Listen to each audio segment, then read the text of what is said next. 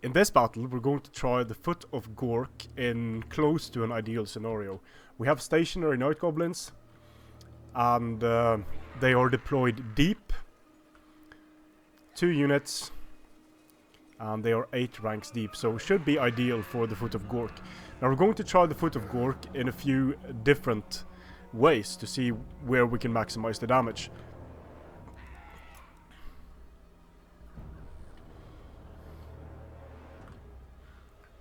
Just need some mana, there we go.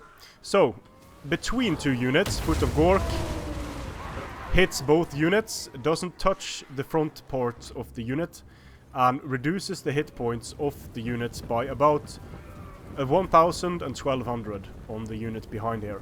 So not a single Night Goblin died from that hit. And we're going to cast another one. Just fast forward. Mana is an issue. In the center of a unit. So there you can see the footprint. It touches both units. This unit took about 1500 points of damage on this unit, and not significant damage on this unit. The unit standing next to it took no damage, so the effect looks a lot more violent than the results turn out to be. Kind of like the Comet of Cassandora. Now we're going to try an overcast, I think. Yep, there we go. Overcast it in the center of a unit. And the entire unit goes flying, starts wavering. It had already taken just a tiny bit of prior damage. But once again, not a single Night Goblin was actually killed during these tests. And then we're going to try the Foot of Gork in the center, between a few units.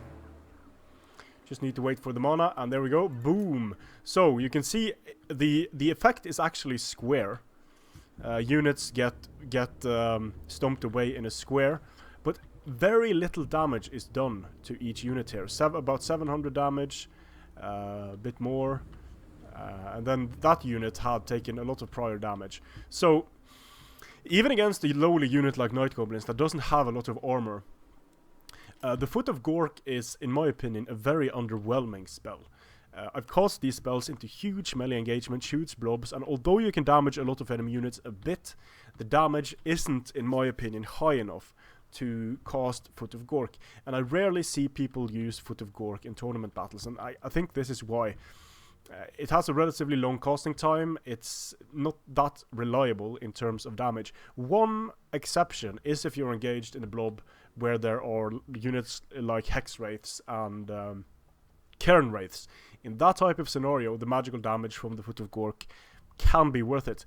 But I do like the other spells better for that. Headbutt tends to be more reliable, and or even just magical missiles, Gaze of Gork, more effective than what is really the trademark spell of the Big Waaagh. Very underwhelming.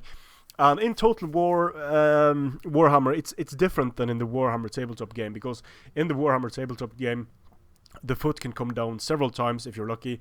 So stomping down on several units, I've never seen that happen in Total War Warhammer. And if things go wrong, then your opponent can actually choose where the spell hits. Strength and armor.